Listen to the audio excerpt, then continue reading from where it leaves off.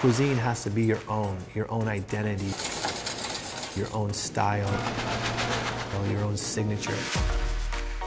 This is a Japanese sashimi style dish, what we call, it's hamachi. So it's a fish that's been cured in a little bit of sake and ginger. It's beautiful. So the whole point is to kind of deconstruct it and take it apart like it was put together like a rose. See, at that point, you would just eat the whole thing now. Get a little sauce on there. Perfect. I love the fragrance of it. It's very aromatic, and that sauce is incredible. He's everything you would expect an elite chef to be: intense, precise, disciplined. There's a lot of pressure to reach the highest level. But what surprised me is he's also funny. And we age in dog years in the chef's world, right? We don't work 8-hour shifts. We work like 13, 14-hour shifts, Right. so it's like double trouble. So that would make you how old at this point? Probably, yeah, I mean, physically and mentally probably probably 92. Chef William Bradley's journey to the top began right here in his hometown. I was born and raised in Chula Vista in the South Bay area. Where'd you go to high school? High school I went to Hilltop, so I am a Lancer. True and true. He's the son of a fire chief and stay-at-home mom. The goals he initially aimed for weren't in the kitchen. I wanted to be a professional soccer player. It's something that I still follow extremely closely and still extremely passionate about it. I do not play.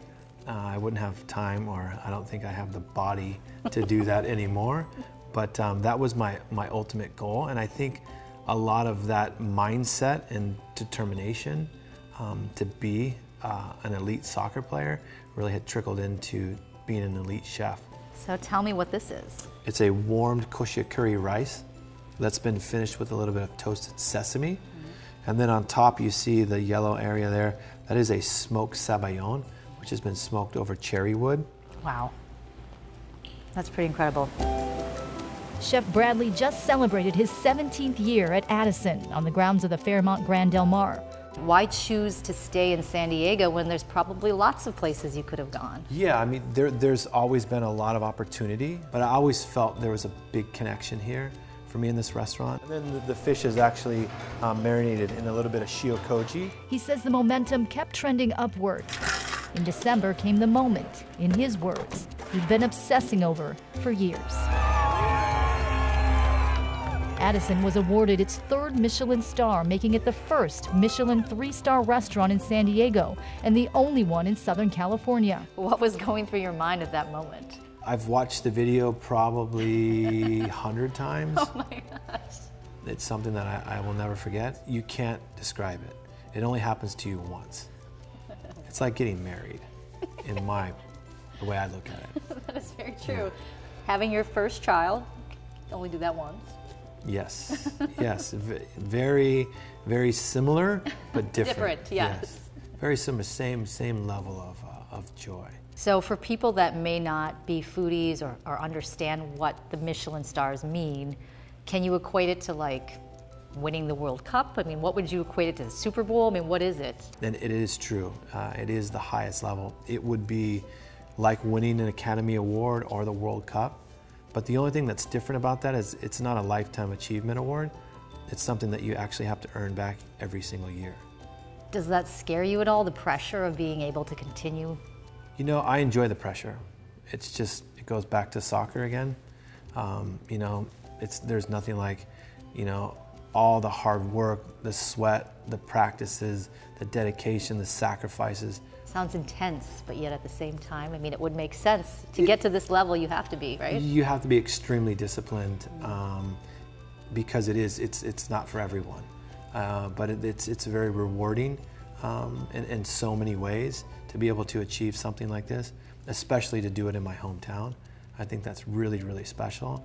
It's something that I don't think we discuss enough, and I'm glad that we're here to discuss that because it's important. His wife, I tease that I'm her sous chef 95% of the time. They have 2 daughters. They're 9 and 7, so it's a lot of fun. And they do not play soccer. I was going to ask At that all. next. I've tried. It didn't succeed at all. Why not? It's probably the thing that they collectively, and that's including their mom, constantly tell me to turn off on the television. If it's on, they fear Soccer Saturday. Our conversation often finds its way back to parenting. We can obviously cheers to San Diego. Cheers. And a little champagne will help that. You look like you've been drinking a little more than me. I'm a fairly new mom. I don't drink often, so I'm just when warning you do, I'm just warning you. When you do, you're all in. Right. I did notice that. I was like, mine looks much smaller than his. New mom, it's like, it's noon. Right. It's called day drinking. When you have kids, you turn into a day. Oh, totally. You turn into a day drinker with kids, right? There's no night drinking. It's all day. But when he talks about his food, so this is a Japanese cold water fish known as kimedai. it's as if he's describing art.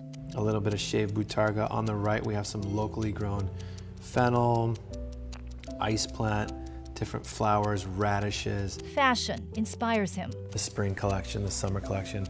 It's about staying ahead of one season at a time. So how do I eat this one? Just dig in. What? She's eating. She's quiet. She's digging in. This is so good. This your favorite? Would you be I think upset this if is I your favorite. pick this up and lick the No, plate? I'm doing the tilt. See the tilt? You just kind of bring it to one end. You're not supposed to do this. You know, I was gonna say, like, You do this, I'm you totally shovel. having terrible etiquette here, aren't I? You just do the shovel method. In the kitchen, it's all about teamwork. This is what we call the office, right? This is where all the preparation starts.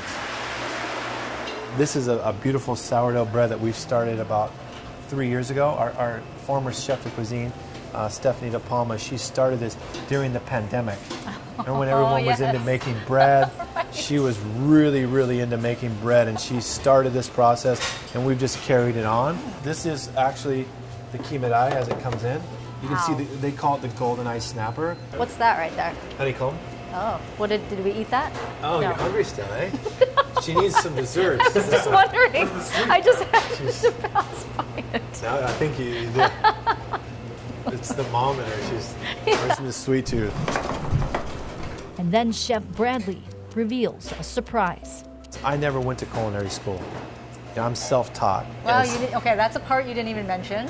yeah, I chose the more European path to where I found different chefs that I admired and worked for them. What is a piece of advice, just in general? Just be determined.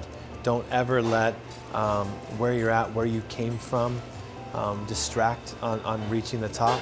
I mean, no one would have ever thought that a 3-star Michelin chef would have came out of Chula Vista. I think that's pretty cool. If I can do it, anyone can do it. Achieving success right here at home. Kelly Hessedal, CBS 8.